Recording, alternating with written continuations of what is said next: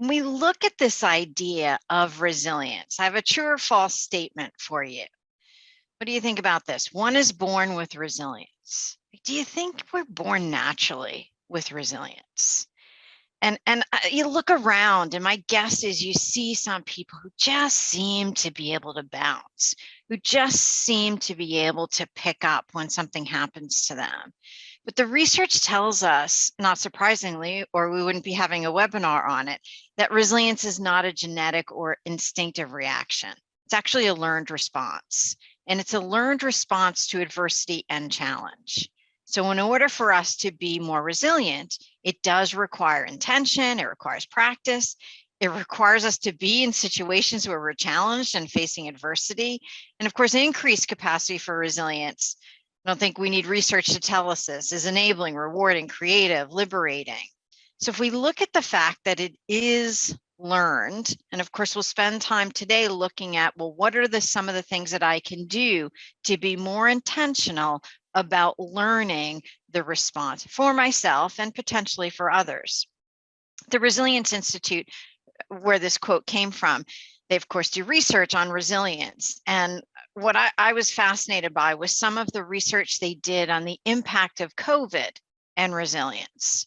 Not surprisingly, COVID had a significant impact on our resilience. According to their data, small sample size, but global data, first quarter 2020 were some of the lowest numbers that they had seen to date. And what's interesting is the 6 quarters following that, some of the highest numbers they've seen to date. So that adversity and challenge, and then are we intentional about how we bounce when we face that adversity and challenge?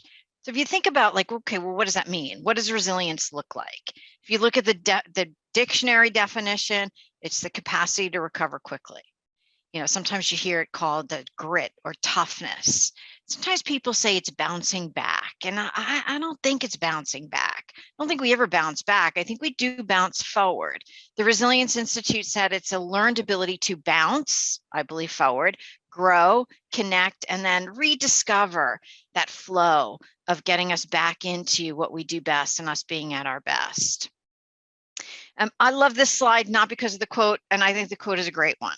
I love this slide because of the piece of pottery.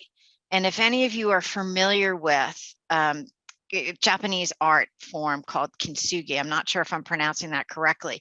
It's the art of when pottery breaks, it's putting it back together with gold to make it stronger and more beautiful.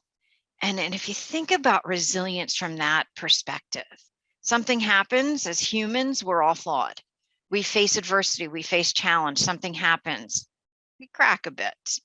Can we use everything we have within us to bounce forward, to fill that with gold? I think what we share in as humans is we share imperfections, but can we make those imperfections as beautiful as possible and learn as we move and make it stronger, as this, you know, the picture of this bowl suggests? So when I think of resilience, like I think of that bowl.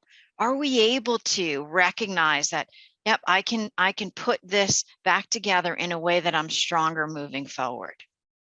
So when we look at resilience for the time that we'll be together on this webinar, we'll look at it through 4 lenses.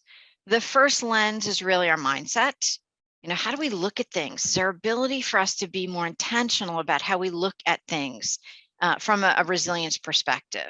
The second piece is around accepting reality. When we look at what's facing us, when we look at the challenges and the adversity, are we able to accept them and then react based on what reality looks like? The third piece is around searching for meaning. Am I able to really, from an inner core perspective, recognize what is meaning and purpose for me and use that as a mechanism to bounce? And the fourth piece is being able to innovate out.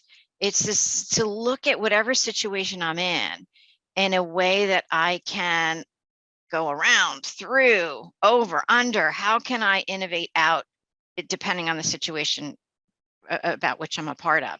So as we go through I'll look at each of these, and my hope is you'll think about, well, how does this relate to me?